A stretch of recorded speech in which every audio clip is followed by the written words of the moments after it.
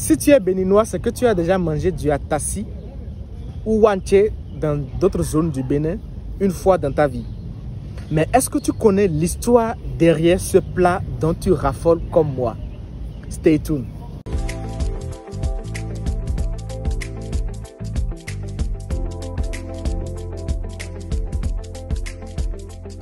Salut à toi, je suis coach Salim Amoussa. Sur cette chaîne, nous parlons de développement personnel. Nous parlons des différentes astuces que tu peux mettre en place pour amener ta vie à un niveau supérieur parce que nous croyons qu'il faut savoir avant d'être, être avant de faire et faire pour avoir. Si c'est une thématique qui t'intéresse, alors abonne-toi et active la cloche de notification et partage la vidéo afin que nous fassions grandir ensemble la communauté. Avant de continuer, je voudrais te dire que nous avons une formation que j'organise à partir du 1er août 2024 dans un forum WhatsApp dénommé École des élus. La participation est à 5 000 francs et ça vous donne directement droit à l'adhésion à ce forum qui est un forum où on apprend le développement personnel sous tous ses angles. Et là, vous pouvez poser toutes les questions que vous voulez et je serai là pour vous répondre. Je parlais tantôt de atassi, wanché ou pour les Yoruba adako. Lorsque vous regardez bien ce plat, vous allez voir qu'on n'utilise pas beaucoup de haricots pour préparer cela. Et donc, celui qui a inventé ce plat voulait cuisiner en fait le haricot à part et le riz à part. Mais il s'est rendu compte qu'il n'avait pas suffisamment de haricots à la maison. Et donc, il s'est lancé dans cette aventure et ça a donné ce plat dont chacun de nous raffole aujourd'hui. C'est une histoire qui peut être une légende, d'autres peuvent dire que c'est faux, je ne sais pas. Mais ce que cette histoire nous enseigne, c'est notre relation vis-à-vis des situations que nous traversons. Comment est-ce que nous réagissons lorsqu'il y a une situation que nous ne désirons pas qui arrive dans notre vie?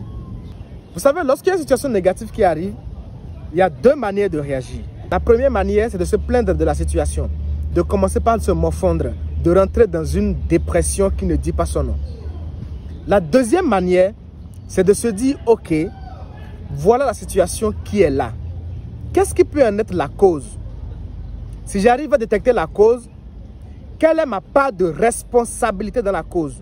Si j'arrive à déterminer ma part de responsabilité, qu'est-ce que je peux faire pour arranger cela? Est-ce que j'ai la possibilité d'agir sur cet événement, oui ou non? Si j'ai la possibilité, alors je fais ce que je dois faire à cet instant précis. Si je n'ai pas la possibilité et que c'est un événement qui est hors de contrôle, alors je confie ça à l'être suprême qui est mon créateur, tout en attendant une orientation de mon subconscient. Parce que vous savez, lorsque vous posez un problème de manière claire et nette et vous avez trouvé la cause du problème, votre cerveau se charge maintenant de vous faire des propositions de pistes de solutions. Mais lorsque par contre vous commencez par vous plaindre de la situation, qu'est-ce qui se passe? Vous commencez donc par nourrir des émotions négatives par rapport à ces situations. Et ces émotions négatives que vous commencez par nourrir font quoi? Créer dans l'univers les conditions qui vont attirer vers vous des situations qui vont être similaires à ces situations. C'est pour ça que vous allez voir que lorsqu'une personne a un problème, c'est comme si le problème là est allé dans le groupe WhatsApp des autres problèmes et a écrit là-bas, j'ai trouvé un terrain fertile, venez. Et donc, c'est peut-être un problème de 1000 francs que la personne a. Et elle a commencé par se plaindre. Oh, vraiment, le gouvernement, vraiment, ce pays-là est foutu, et ainsi de suite. Donc, le problème de 1000 francs ne part pas. Il va chercher un autre problème de 2000 et le ramène. Le problème de 2000 vient là, et la plainte continue, la personne continue par s'enfoncer. Donc, le problème de 1000 francs et le problème de 2000 vont retourner dans le groupe WhatsApp pour dire au problème de 5000. Mais toi, tu es encore là. Il faut venir hein, parce que là-bas, là, c'est intéressant. Et donc, le problème de 5000 va les rejoindre. Et ainsi de suite jusqu'à ce que les problèmes vont devenir tellement grands qu'il ne pourra pas les gérer. Et finalement, il ne va pas se rendre compte que c'est parce qu'il y a eu un problème de 1000 francs au départ qu'il n'a pas su gérer et face auquel il a baissé la garde et a commencé par se plaindre que les problèmes de 2000, de 5000, de 10 000, de 15 000, de 100 000, de 1 million sont arrivés pour se mettre là-dessus.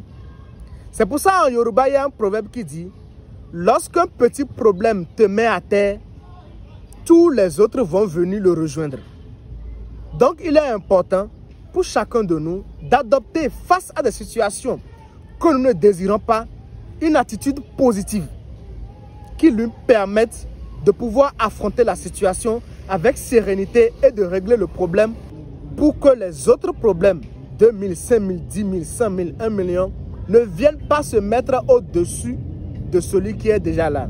Faisons donc très attention à notre attitude par rapport aux situations que nous traversons afin de ne pas créer des situations qui seront totalement hors de notre portée. Peace out.